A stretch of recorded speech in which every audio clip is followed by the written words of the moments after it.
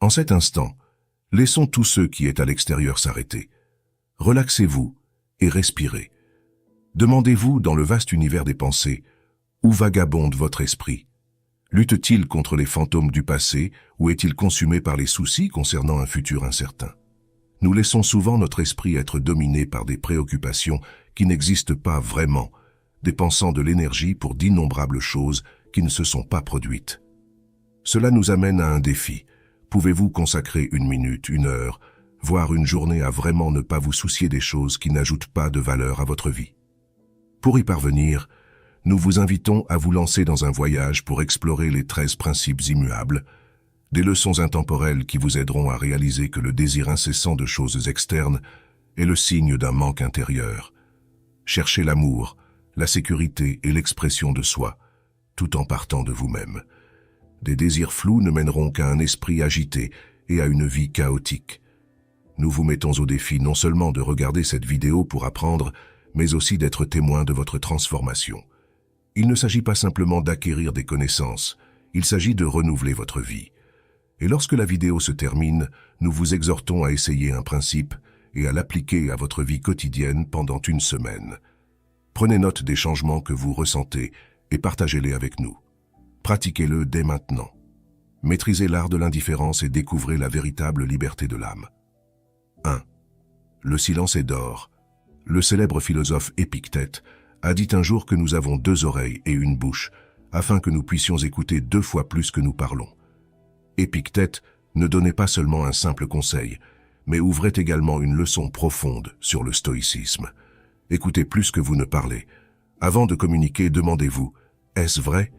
Est-ce bénéfique? Est-ce une amélioration du silence? Si ce n'est pas le cas, respirez et laissez passer l'envie de parler inutilement. Cela devient de plus en plus significatif dans la symphonie de la vie, où chaque note de silence concerne non seulement l'autocontrôle, mais aussi une déclaration de la force de l'âme dans un monde où le bruit résonne sans cesse.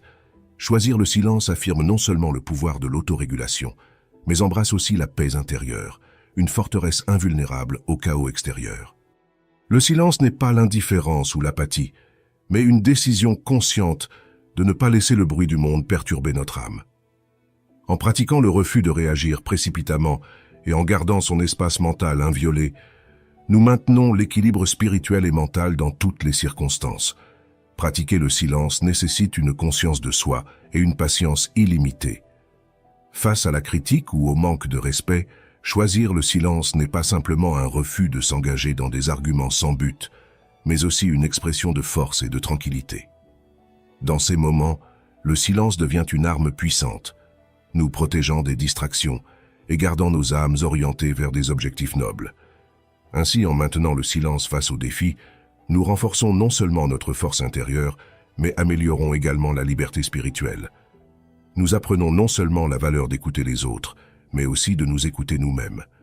En pratiquant le silence comme partie de l'art de l'indifférence, nous créons non seulement un espace paisible pour nous-mêmes, mais encourageons également un environnement serein pour ceux qui nous entourent. 2. Accepter le changement.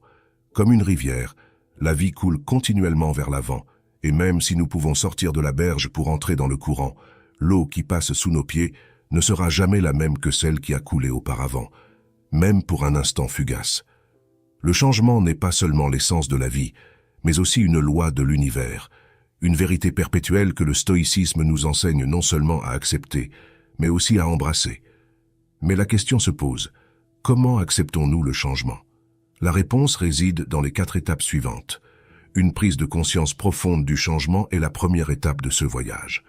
Lorsque nous réalisons que tout autour de nous, des saisons qui changent au processus de croissance et de vieillissement, en passant par les fluctuations des émotions et des pensées, évoluent constamment, nous commençons à ouvrir notre cœur au changement, l'acceptant comme une partie essentielle de la vie. On nous enseigne que pour vivre vraiment en paix, nous devons apprendre à nous concentrer sur la seule chose que nous pouvons contrôler, nous-mêmes. Nos pensées, émotions et actions deviennent l'encre au milieu de l'impermanence de la vie. Cela constitue non seulement la base de la pratique de l'art de l'indifférence à ce qui n'est pas nôtre, mais aussi un moyen de maintenir la résilience intérieure face au changement. Ensuite, lâcher prise sur les attachements Et s'ouvrir au changement n'est pas un acte d'abandon, mais un acte d'amour et de liberté. Lorsque nous ne sommes plus liés par la peur de la perte, nous pouvons parcourir notre chemin avec douceur et confiance, embrassant chaque instant avec gratitude et ouverture. Enfin, pratiquer l'acceptation de chaque situation avec un esprit ouvert et positif est un mode de vie que le stoïcisme nous encourage à apprendre. À travers cela, chaque expérience, aussi difficile soit-elle, devient une leçon précieuse, une opportunité de comprendre plus profondément soi-même et le monde qui nous entoure. Ainsi, tout comme une rivière ne coule jamais en arrière vers le passé, nous apprenons à avancer dans notre voyage, acceptant et embrassant le changement. Nous réalisons que le changement n'est pas seulement inévitable, mais aussi un cadeau inestimable, ouvrant les portes à la véritable liberté et au bonheur. Êtes-vous d'accord avec notre perspective, ou avez-vous des étapes supplémentaires pour accepter le changement? Veuillez laisser vos réponses dans la section des commentaires ci-dessous la vidéo. 3. Concentrez-vous sur ce que vous pouvez contrôler. En ce qui concerne la focalisation sur ce que nous pouvons contrôler, Épictète a dit un jour d'apprendre à distinguer ce que vous pouvez et ne pouvez pas contrôler. Dans notre domaine de contrôle se trouvent nos propres opinions, aspirations, désirs et les choses qui nous repoussent. Ils sont directement sujets à notre influence. En dirigeant notre attention vers ce domaine de contrôle, nous apprenons à nous libérer des facteurs externes que nous ne pouvons pas changer. Ceci n'est pas une liberté de la responsabilité, mais une liberté de la dépendance à l'incontrôlable. Lorsque vous canalisez votre énergie vers des actions et des attitudes qui sont sous votre contrôle, vous n'êtes pas indifférent. Cette séparation n'est pas un signe d'apathie, mais une prise de conscience des limites du pouvoir personnel. La pratique quotidienne de la pleine conscience est une partie intégrante du stoïcisme. Chaque jour, nous devrions prendre le temps de nous demander « Qu'est-ce que je contrôle aujourd'hui? Qu'est-ce qui me contrôle ?» Ce processus ne concerne pas l'autocritique, mais plutôt le recentrage de notre attention sur ce que nous pouvons contrôler. Il souligne l'importance de reconnaître l'effort plutôt que le résultat et de réaliser que la seule acceptation dont vous avez besoin vient de vous-même. Mon expérience personnelle à Rome, lorsque j'ai perdu mon portefeuille dans une circonstance imprévue, a démontré la puissance de cette mentalité. Avant de m'immerger dans cette philosophie, un tel événement aurait pu me plonger dans un tourbillon d'émotions négatives, colère, inquiétude incessante et désespoir prolongé. Cependant, au milieu de l'agitation et des incertitudes de la ville éternelle, j'ai trouvé une paix inattendue à travers les enseignements d'Épictète. Je me suis rappelé que cela me plaise ou non, je ne pouvais pas contrôler les actions des voleurs, ni revenir dans le temps pour éviter l'incident. Ce que je pouvais faire, c'était accepter la situation calmement et la voir comme une leçon précieuse, une opportunité d'appliquer et de pratiquer l'acceptation inconditionnelle. J'ai décidé de ne pas laisser cet incident éclipser les joies et les beaux moments que j'avais vécus et que je vivrais encore lors de ce voyage. De plus, cet événement m'a offert une occasion de démontrer la résilience et la capacité de rebondir face à des défis imprévus. Au lieu de me noyer dans la colère et le regret, j'ai choisi de me concentrer sur la recherche de solutions, comme signaler la perte aux autorités et sécuriser mes comptes financiers, tout en continuant à profiter du reste du voyage avec un esprit optimiste. En apprenant à accepter et à se concentrer sur ce que nous pouvons contrôler, nous évitons les sentiments négatifs et trouvons la paix intérieure et le bonheur. Cela montre qu'en maîtrisant l'art de ne pas se soucier de ceux qui échappent à notre contrôle, nous nous concentrons réellement sur la croissance personnelle et vivons une vie significative, basée sur les valeurs et les principes du stoïcisme. 4. Pardonnez aux autres. Le pardon n'est pas simplement un acte de gentillesse envers les autres. C'est une méthode profonde pour se libérer soi-même. Ruminer des rancunes, c'est comme tenir un charbon ardent pour le lancer sur quelqu'un d'autre. C'est nous qui nous brûlons. Ainsi, pardonner aux autres est un exercice pour se libérer des chaînes de l'amertume et de la colère auto-imposée. Le pardon ne signifie pas ignorer les erreurs ou minimiser la douleur causée par les autres. Au contraire, c'est reconnaître l'imperfection humaine, y compris la nôtre. C'est comprendre que chacun lutte avec ses batailles, agissant souvent par ignorance, souffrance ou intentions égarées. En pardonnant, nous choisissons de ne pas laisser leurs actions déterminer notre paix intérieure et notre bonheur. Cette pratique a des racines profondes dans le stoïcisme, se concentrant sur ceux que nous pouvons contrôler. Nous ne pouvons pas contrôler les actions des autres, mais nous pouvons contrôler nos réactions. Le pardon nous permet de reprendre le contrôle de notre stabilité émotionnelle, séparant notre paix intérieure des actions des autres. C'est une déclaration que notre tranquillité ne devrait pas être perturbée par les autres. En outre, pardonner aux autres est un acte d'intelligence et de courage. Cela nécessite de regarder au-delà de nos réactions immédiates pour se connecter avec une compréhension plus profonde des complexités de la vie. Cela ne signifie pas devenir passif ou indifférent. Au contraire, nous répondons avec une perspective rationnelle et empathique qui nous aide à transcender les conflits mineurs. Le pardon est la manière dont nous rions face aux choses qui nous ont autrefois causé de la douleur, les transformant en leçons de croissance et de résilience. Cela signifie comprendre que notre valeur et notre satisfaction ne dépendent pas de l'acceptation ou des actions des autres. Dans le grand schéma de la vie, les blessures et les douleurs ne sont que de petites ondulations dans l'océan vaste de notre existence. En embrassant le pardon, nous maîtrisons non seulement l'art de l'indifférence face aux influences négatives des autres, mais nous nourrissons également la paix et la liberté intérieure. C'est un pas courageux vers une vie naturelle, s'alignant avec le courant de la vie. Êtes-vous prêt à pardonner aux autres? Évaluez votre niveau de pardon dans la section des commentaires de cette vidéo sur une échelle de 1 à 10. 5. Amor fati. Le stoïcisme n'est pas seulement un système de pensée qui valorise l'indépendance et l'autonomie, mais aussi une approche de la vie dans laquelle l'amor fati, l'amour du destin, joue un rôle central. Ce n'est pas une reddition aveugle au destin, mais plutôt une acceptation de celui-ci comme une partie inséparable du voyage personnel. C'est la reconnaissance que chaque événement, bon ou mauvais, nous offre une opportunité d'apprendre, de grandir et de mûrir en affrontant et en surmontant les défis de la vie. Appliquer l'amor fati n'est pas simplement une leçon d'acceptation, mais aussi un voyage passionné et désireux. C'est embrasser chaque moment de la vie non seulement avec gratitude, mais aussi avec une joie profonde. Cela nécessite un changement dans la manière dont nous percevons notre destin. Au lieu de voir les événements indésirables comme des obstacles, nous commençons à les voir comme des étapes précieuses sur le chemin de l'amélioration personnelle. Aimer le destin signifie également trouver de la beauté dans l'imperfection, dans chaque défi et chaque faux pas. Cela aide non seulement à alléger la pression et l'inquiétude concernant les choses hors de notre contrôle, mais ouvre également l'espace pour apprécier et profiter de chaque moment. Nous pouvons envisager de pratiquer l'amor fati à travers plusieurs scénarios. Par exemple, face à une maladie, qu'il s'agisse d'une douleur temporaire ou d'une lutte à long terme contre une condition chronique, nous avons l'opportunité de développer la force intérieure, la patience et la résilience. De même, vivre une trahison, bien que douloureuse, peut devenir une leçon précieuse pour reconnaître et évaluer qui sont nos vrais alliés et sur qui nous pouvons compter, affinant ainsi les relations et bâtissant un réseau de soutien plus solide. Chaque situation difficile n'est pas seulement un test de notre courage et de notre endurance, mais aussi une opportunité de croissance, d'apprentissage et de devenir plus fort. Comme Épictète l'a dit, ne cherchez pas à ce que les événements se produisent comme vous le souhaitez, mais souhaitez que les événements se produisent tels qu'ils se produisent, et vous serez bien.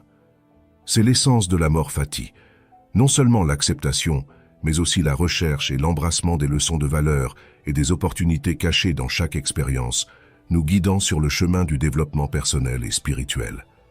Commentez, pratiquant l'amor fati, si vous avez appris la leçon d'accepter le destin dans toutes les circonstances. Nous avons couvert la moitié du voyage pour la leçon d'aujourd'hui. Votre présence et vos actions jouent un rôle significatif dans la diffusion de la philosophie stoïcienne à un plus grand nombre de personnes. Avant de continuer avec les principes restants, je vous lance un petit défi. Aimez et partagez cette vidéo. Commençons à mettre en œuvre ce défi dès maintenant et concentrons notre attention sur la fin de la vidéo. 6. Acceptez que la vie soit imparfaite. La perfection est l'idéal ultime que les humains s'efforcent d'atteindre. Mais est-ce réel ou simplement une image construite pour faire croire aux gens que tout est parfait? La perfection que nous voyons sur les réseaux sociaux ou les attentes des autres n'existe pas. Au contraire, la véritable perfection provient de l'acceptation et de la confiance dans tous les aspects bons et mauvais, les forces et les limitations de soi-même.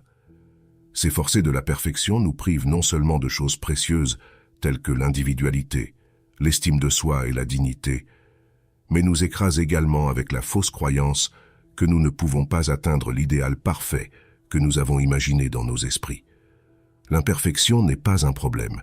Peu importe à quel point nous essayons de la cacher, l'imperfection est une partie inséparable de notre humanité, aidant les gens à réaliser que vous êtes aussi humains qu'eux, vous rendant plus accessible et ouvrant la porte à de véritables connexions à travers vos faiblesses.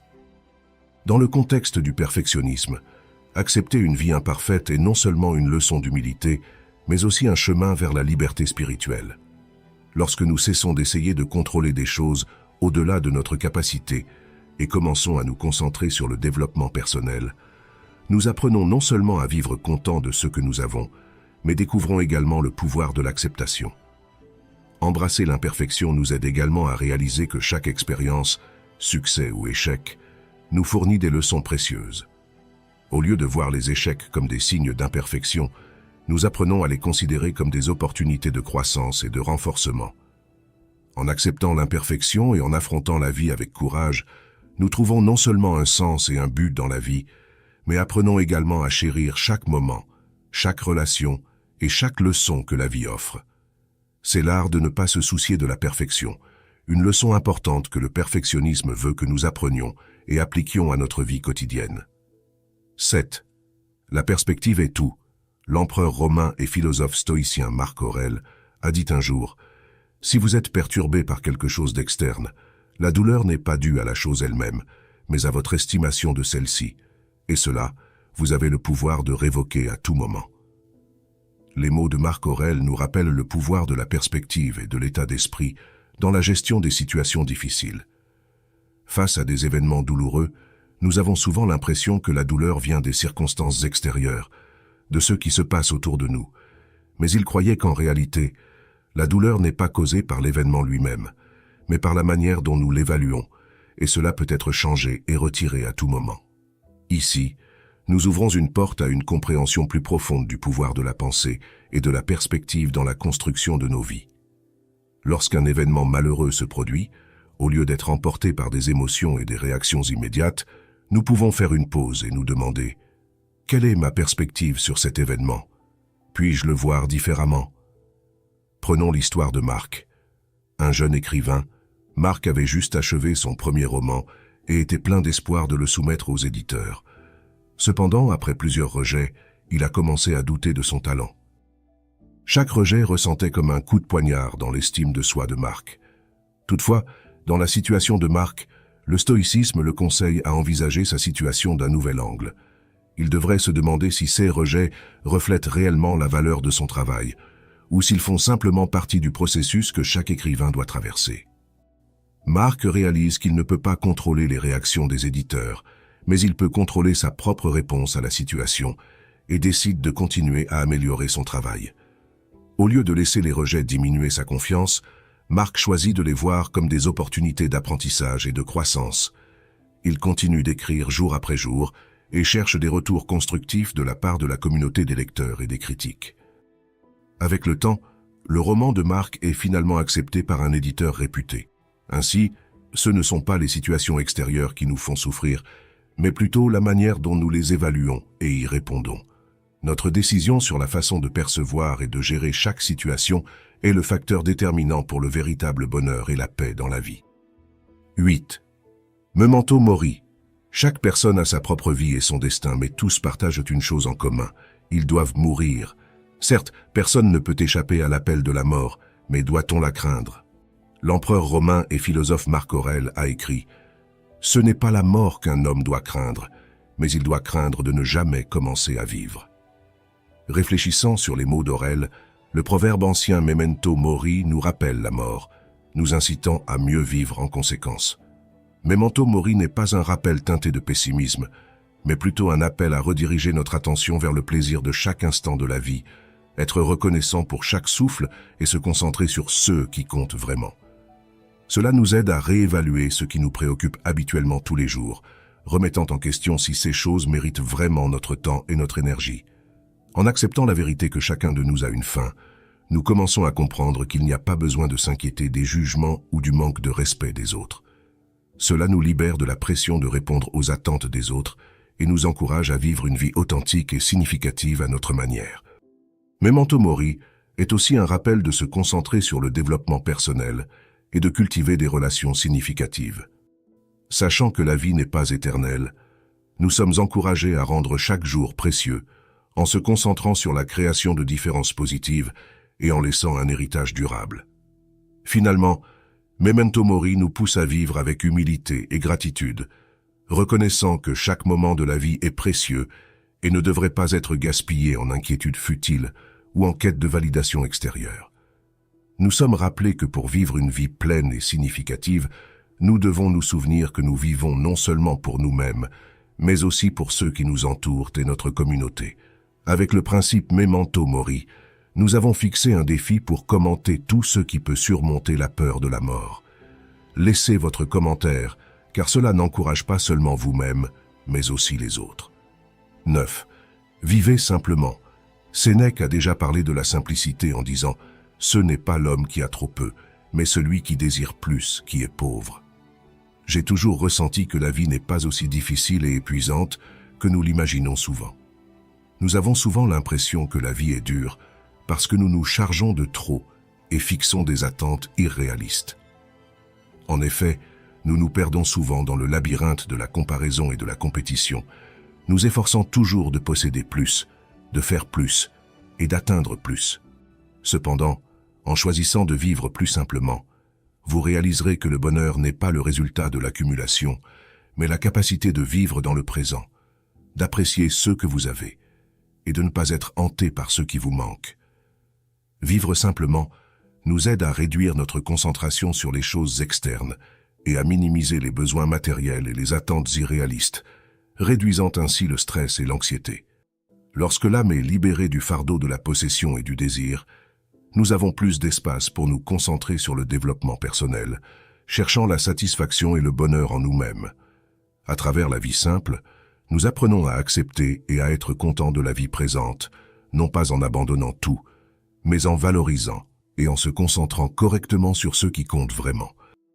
Comme l'enseignement de Sénèque nous le fait réaliser, en réduisant la dépendance aux possessions matérielles et aux attentes externes, nous minimisons non seulement les préoccupations inutiles, mais trouvons également la véritable richesse en nous-mêmes, une âme paisible, libre et remplie d'amour. 10. Riez souvent.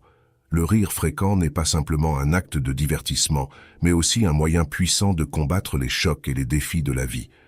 Lorsque nous apprenons à rire, nous libérons non seulement nos esprits du stress, mais créons également un bouclier protecteur solide contre la douleur de l'indifférence du monde qui nous entoure.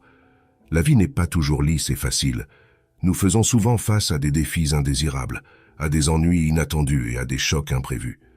Cependant, en apprenant à rire régulièrement, nous pouvons accepter et surmonter ces défis de manière plus forte et plus décisive que jamais auparavant. Le stoïcisme nous enseigne que nous pouvons faire face à toute situation et accepter tous les défis avec calme et courage. Imaginez faire face à un grand défi, comme un entretien d'embauche, pour lequel vous vous êtes préparé de manière approfondie, mais que vous ressentez toujours anxieux et incertain. Au lieu de vous laisser submerger par des pensées négatives et la peur, envisagez d'utiliser un sourire confiant lorsque vous entrez dans la salle d'entretien. Avec un sourire sur votre visage, ce n'est pas seulement une manière de dissiper l'anxiété, mais aussi une expression de votre confiance et de votre détermination. Ce sourire vous aide non seulement à paraître plus détendu et à l'aise, mais envoie également un message que vous êtes prêt à affronter tout défi et disposé à vous présenter de la meilleure manière possible. Rappelez-vous, lorsque nous savons comment rire, nous ne rendons pas seulement nous-mêmes heureux, mais nous faisons également en sorte que ceux qui nous entourent se sentent plus confortables et optimistes. Un sourire est un langage sans mots. Il peut communiquer des émotions et créer un lien fort entre les personnes. Ainsi, dans notre voyage pour maîtriser l'art de l'indifférence selon la philosophie stoïcienne, n'oublions pas de rire souvent. C'est l'un des outils les plus puissants que nous avons pour surmonter toutes les difficultés et continuer à avancer dans la vie.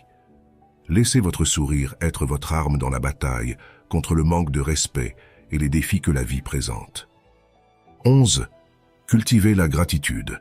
La gratitude est une pierre angulaire de la philosophie stoïcienne, soulignant l'importance de reconnaître et d'apprécier ce que nous avons, plutôt que de se focaliser sur ce qui nous manque. Cultiver une attitude de gratitude nous permet de voir la richesse dans notre vie quotidienne, transformant notre perception des événements, des personnes et de nous-mêmes. Cela nous enseigne à chérir chaque moment, chaque interaction, comme un cadeau précieux, plutôt que de les prendre pour acquis ou de les désirer autrement. La pratique de la gratitude commence par une simple reconnaissance. Dès le réveil, prenez un moment pour réfléchir aux choses pour lesquelles vous êtes reconnaissant. Cela peut être aussi fondamental que le toit au-dessus de votre tête, la nourriture dans votre assiette, ou les relations qui enrichissent votre vie.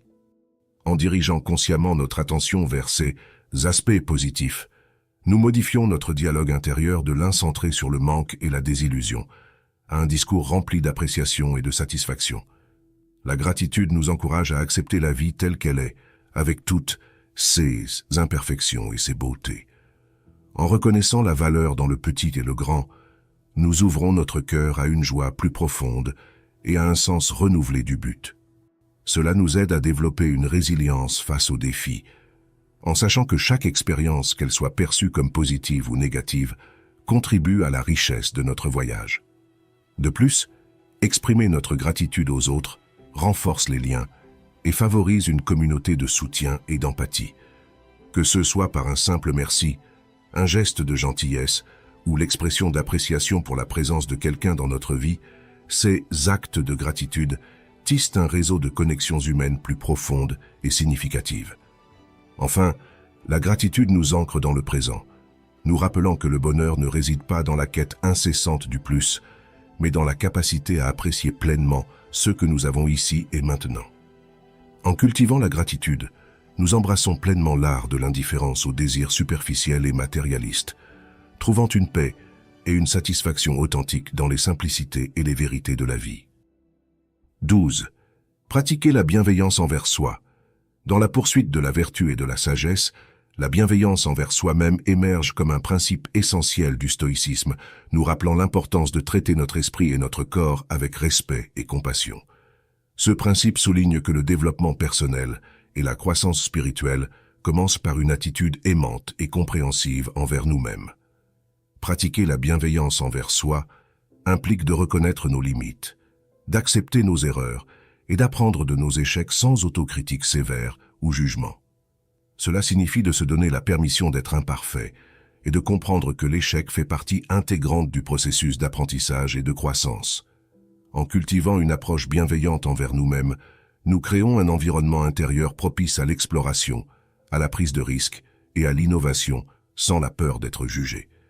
La bienveillance envers soi encourage également à prendre soin de notre santé physique et mentale, reconnaissant que le bien-être général est la fondation sur laquelle repose notre capacité à vivre conformément à nos valeurs et à poursuivre nos aspirations. Cela peut se manifester par des habitudes de vie saines, des moments de repos et de récupération, et la pratique de la méditation ou d'autres formes de soins personnels qui renforcent notre résilience face aux défis de la vie. En outre, en nous traitant avec amour et respect, nous sommes mieux équipés pour étendre cette bienveillance aux autres. La façon dont nous nous traitons sert d'exemple pour nos interactions avec le monde extérieur, promouvant une culture de l'empathie, de la compréhension et du soutien mutuel. Cela renforce les relations interpersonnelles et nourrit une communauté fondée sur le respect et la considération mutuelle. La pratique de la bienveillance envers soi ne signifie pas l'indulgence ou l'évasion de la responsabilité, mais plutôt l'adoption d'une approche équilibrée et réfléchie face à la vie, où l'autocompassion est vue comme une force, non pas comme une faiblesse. En intégrant la bienveillance envers soi dans notre pratique quotidienne, nous maîtrisons non seulement l'art de vivre stoïquement, mais nous ouvrons également la voie à une vie plus épanouie et harmonieuse, guidée par la sagesse, la vertu et une profonde appréciation de notre propre humanité. 13. Cherchez la clarté dans vos intentions. La recherche de clarté dans nos intentions est un principe qui reflète profondément l'esprit stoïcien, mettant en lumière l'importance de comprendre véritablement nos motivations et les raisons qui sous-tendent nos actions. Ce principe nous enseigne que pour agir de manière juste et conforme à nos valeurs, nous devons d'abord clarifier ce que nous cherchons à atteindre et pourquoi. Chercher la clarté dans nos intentions nous invite à prendre du recul et à réfléchir avant de prendre des décisions ou de s'engager dans des actions. Cela signifie se poser des questions fondamentales. Pourquoi est-ce important pour moi? Qu'est-ce que cela apporte à ma vie ou à celle des autres? Et est-ce en accord avec mes principes et valeurs?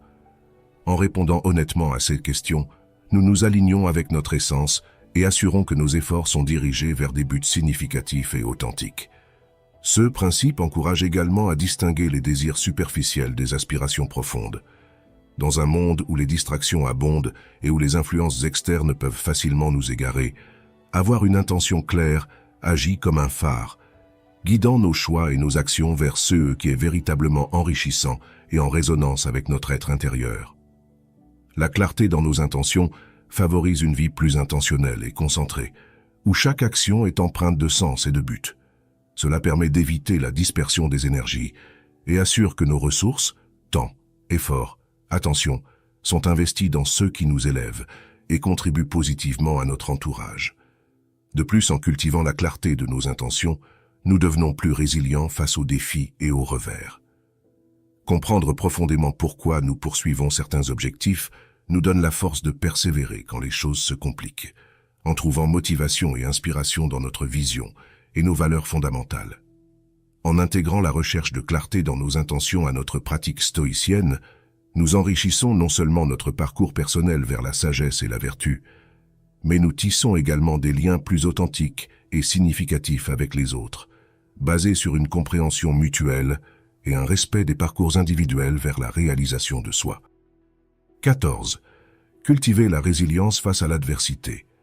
La résilience est la capacité de se remettre des difficultés et de s'adapter face aux changements et aux défis de la vie. Ce principe, profondément enraciné dans la philosophie stoïcienne, nous incite à développer une force intérieure qui nous permet de traverser les moments difficiles avec grâce et détermination, tout en apprenant et en grandissant à partir de ces expériences. Cultiver la résilience face à l'adversité commence par accepter que les difficultés et les défis sont des aspects inévitables de la vie. Plutôt que de les voir comme des obstacles insurmontables, nous pouvons les appréhender comme des occasions de tester notre force, d'affiner nos compétences et de renforcer notre caractère.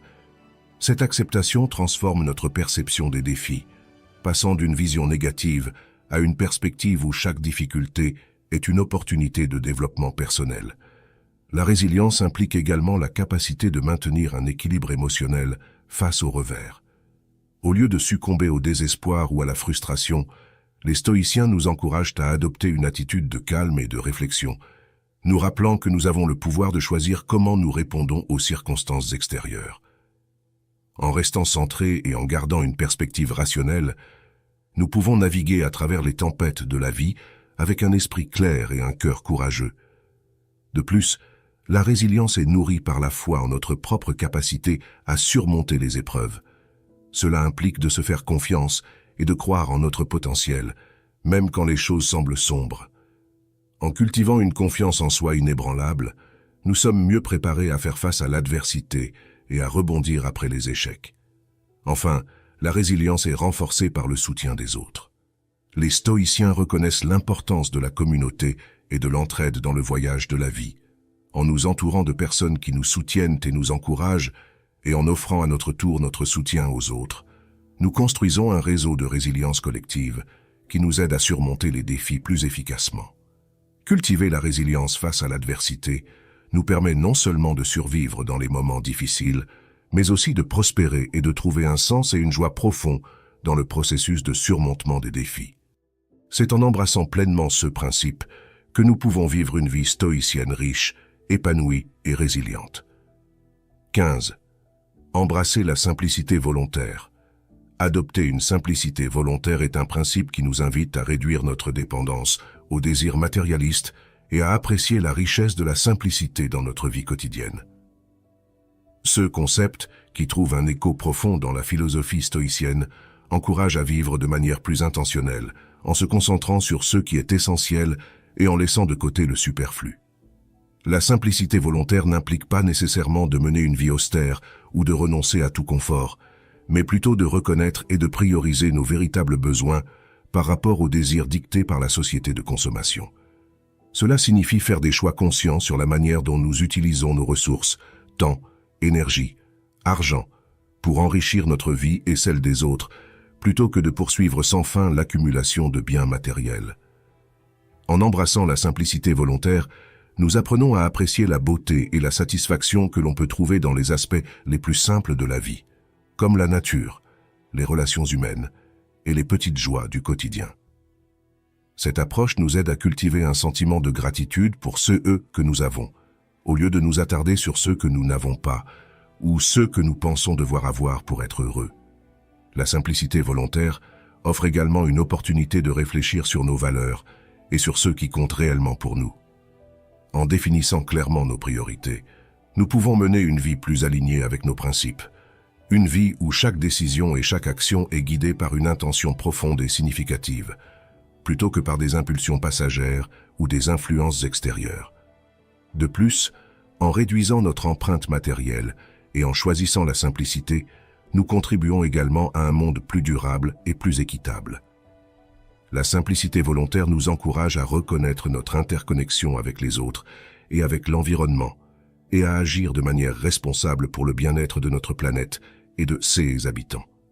Embrasser la simplicité volontaire, c'est choisir de vivre avec authenticité et intégrité, en trouvant la liberté et la paix dans la reconnaissance que le bonheur véritable réside non pas dans la quantité, mais dans la qualité de nos expériences et de nos relations. C'est un appel à vivre stoïquement, en valorisant la richesse intérieure et la sagesse, plutôt que les possessions matérielles. La vie ne se déroule pas toujours selon nos souhaits, mais nous pouvons apprendre à ajuster nos perceptions et nos réactions face aux défis en appliquant les 13 principes stoïciens de l'indifférence. En pratiquant ces principes, nous pouvons saisir l'art de l'indifférence et créer une vie plus libre et plus calme. Si vous vous sentez encouragé et recevez des messages de cette vidéo, veuillez l'aimer et la partager avec vos amis et votre famille, afin qu'ils aient également l'opportunité d'explorer et d'appliquer la philosophie stoïcienne dans leur vie. N'oubliez pas de laisser un commentaire pour partager vos pensées et vos expériences sur ce sujet. Restez à l'écoute pour les prochaines vidéos affichées à l'écran pour continuer le processus d'apprentissage de la philosophie stoïcienne.